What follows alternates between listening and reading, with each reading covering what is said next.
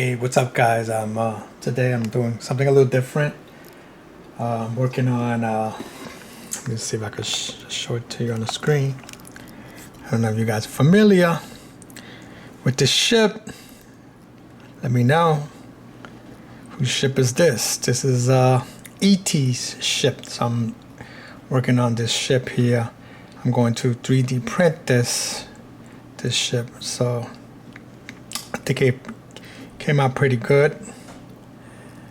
So now I have to put supports on it. So I have to check in over here, enable support here. I'll just do like support critical regions only. So I'm gonna just choose that. I use less filaments, but sometimes you need the whole thing, you know. But then now I have to click on what is it? Slice plate. Click on that. It says processing model source.obj with more than 1 million triangles. Could be slow. It is highly recommended to simplify the model. But I'm not gonna do that. So let's see. So after it does this generating the support, it's going to put all the supports on it. I chose tree support, which is makes it like branches to support it. So there you go. See all these like branches, which you would remove them after it's printed. So I'm gonna start the printing. I hope it comes out. I don't know. We'll see. We'll see what it looks like. Let me go downstairs and I gotta set up the printer. But I'm gonna use what is it? Silver filament. All right, so I got the silver filament here. I just gotta load it up, and I gotta like kind of preloaded it, but I'm gonna have to load it up. So here I would choose filament, right? It was originally white. Let's just change that anyway for now. Color, silver, PLA. This is a silk, so I'm gonna choose silk filament, PLA silk filament. And it's gonna change that in a second to silver. Okay, there you go. Now after that, then I'm going to click on it. Then I'm going to click load. So it's going to heat the nozzle. Then it's going to check filament location. It's going to cut the filament. It's going to pull back current filament. Push new filament into the extruder. I don't have to do that. It's going to do it automatically. Purge old filament. That stuff is going to do by itself with the AMS system that I have. So I gotta load this silver, silk silver. Been loading up on filament. Got crazy colors there. Oh man. And I got, you know, one thing you need is like a lot of white. I got 3 extra whites there. But that's something you use a lot. White and black. You use those a lot. I got like 2 different color grays. I got normal gray, and I got what is it? That flat type of gray. But you know, got a few colors there. So, and I got some on the top. So it's doing this thing. See, it's loading the filament all by itself with the AMS system that I have, which it has 4 colors. Pretty cool. I mean, I like this machine. Not bad. This digital caliper had died out. The battery died out. I decided to go ahead and purchase a whole new one, which is this one. I got this one from Amazon. It's actually metal. I mean, just the battery died out on that one. So, and this one was only $14. So I figured, you know, hey, because the batteries were like $7. So I was like, you know what, I'm gonna buy a whole new one, and it's gonna come with batteries anyway. And it came with 3 batteries, so I used one of the batteries. And yes, and it does work. You know, it does work if I turn it on. Right? See, it does work now. And so now I got 2 of them. This one's like pretty much all plastic. This one's all metal. Pretty cool though.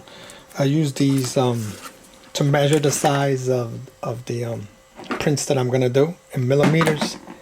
So sometimes I want to figure out which size am I gonna make the print, you know. So I want to like measure between 2 different prints and says, okay, I'm gonna make this one a little bit 10 millimeters smaller or whatever, and that's it. Okay, so I'm done loading it. So I'm gonna start this.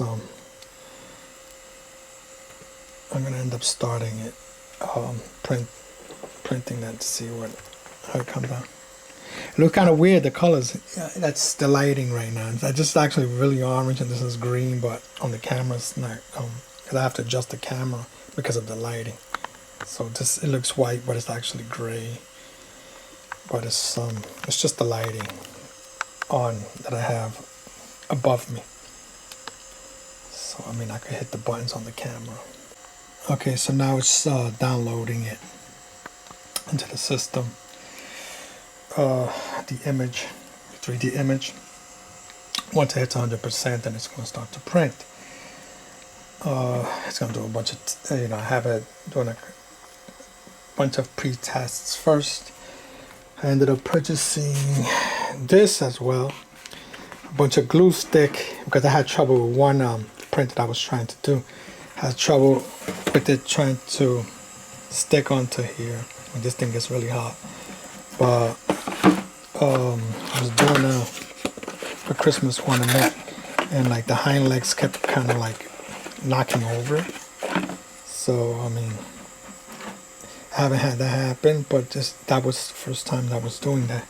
So I ended up purchasing these sticks here, so I can, kind of put it on there, kind of be stick. I mean, I haven't tried it yet, but I still was able to successfully print it. But maybe I should have just added this now, because this is going to be kind of like a big print, Alright, so I quickly added the glue just in case anyway, because this is going to be kind of like a big print anyway. So it's already loaded, and it's preparing. It's going to do a bunch of tests. I wanted to do some tests like leveling and stuff. I always have it set to that, just in case. Some vibration tests and stuff like that. Because it's like I said, it's like a big print. If it was a small print, I wouldn't care too much about doing that. So it's heating up the bed right now. It's at about 218 Celsius right now, and it's gonna do its thingy, And like I said, this is gonna be a huge print. Look at this, 12 hours and 19 minutes for this. Cause it made it pretty big to ship. We'll see, man. We'll see. Maybe I should have made it small, right? Okay, so here we go. It's 12-hour print. Okay, so it's doing all of the support, and also started doing the bottom of it,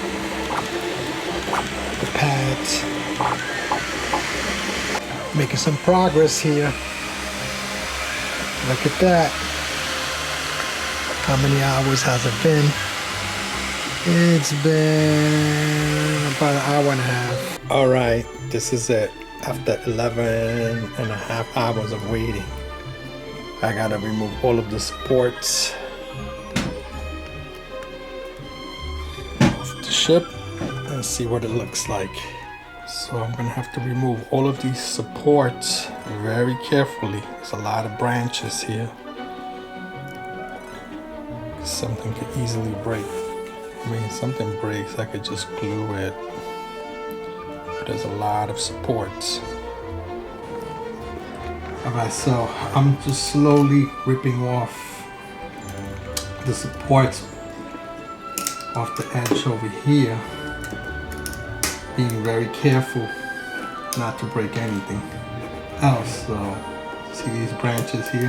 Just kind of like breaking them off like this. You gotta be very careful with this. There's a lot of things here. All right, guys, so check it out. This is how it came out. There's the door hatch there. You got the lights facing down. The top of it, I messed that up a little bit. Ended up breaking it while I was taking off the support. Didn't realize how it actually was. But you gotta be careful with the supports there. But all in all, it came out pretty good. Not bad. Not bad at all. This is the spaceship that ET came in and left. Not bad. So that's it, guys. That's it for the video, guys. Don't forget to like, share, and subscribe. And I'm out. Peace. Latest.